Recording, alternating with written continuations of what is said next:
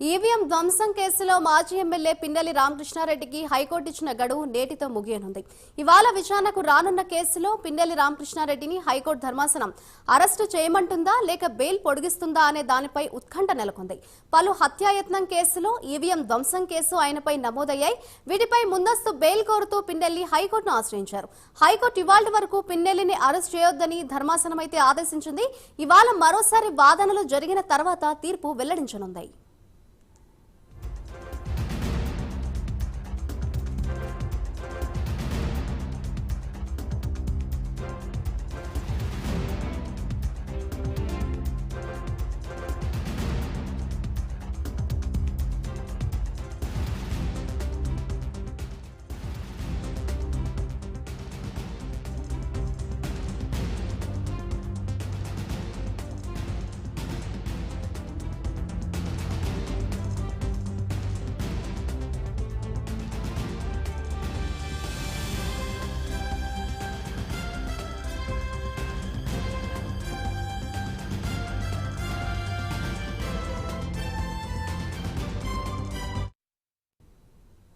EVM ధ్వంసం కేసులో మాజీ ఎమ్మెల్యే పిన్నెల్లి రామకృష్ణారెడ్డికి హైకోర్టు ఇచ్చిన గడువు నేటితో ముగియనుంది. దానికి సంబంధించిన బ్రేకింగ్ న్యూస్ చూస్తున్నాం.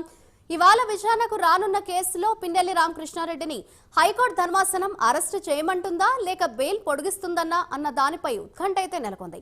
పలు హత్యాయత్నం కేసులు, ఈవీఎం ధ్వంసం కేసు ఆయనపై నమోదయ్యాయి. వీటిపై ముందస్తు బెయిల్ కోసం పిన్నెల్లి హైకోర్టును ఆశ్రయించారు. హైకోర్టు ఇవాళ వరకు పిన్నెల్లిని అరెస్ట్ చేయొద్దని ధర్మాసనం అయితే ఆదేశించింది.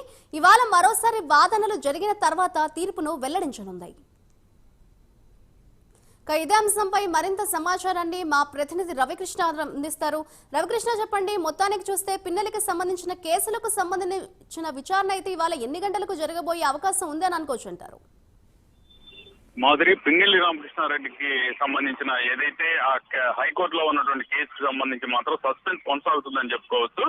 ఆయన ఎలక్షన్ రోజు ఆ తర్వాత చేసినటువంటి విధ్వంసాలు ఏవైతే ఉన్నాయో వాటి మీద 4 కేసులు అతని మీద పెట్టడం అనేది జరిగింది. దానికి సంబంధించి ఈసీ కూడా సీరియస్ అయింది. ముఖ్యంగా కూడా పాల్వాయి గేట్ సంబంధించినటువంటి పోలింగ్ స్టేషన్ లో ఆయన ఈవీఎం ధ్వంసం, అది అలాగే అక్కడ ఉన్నటువంటి ఒక వ్యక్తి శేషగిరిరావు అనే వ్యక్తి మీద దౌర్జన్యం చేయటము, ఆ తర్వాత ఒక మహిళని అసభ్యంగా మాట్లాడటము, తర్వాత కారంపూడికి సంబంధించి మరుసటి రోజు కారంపూడిలో విధ్వంసం సృష్టించడం, అక్కడ ఉన్న టీడీపీ కార్యాలయాన్ని ధ్వంసం చేయడం, వీటన్నిటికి సంబంధించి 2 అటెంప్ట్ మర్డర్ కేసులు, ఒకటి అబ్యూజ్డ్ కేసు, అలాగే ఇంకోటి ఈవీఎం ధ్వంసం కేసు నమోదైనవి. ఈ నేపథ్యంలోనే ఆయన హైకోర్టును ఆశ్రయించడం జరిగింది. హైకోర్టు మాత్రం ఈ రోజు వరకు మనకి మధ్యంతర బెయిల్ అయితే ఇవ్వడం జరిగింది.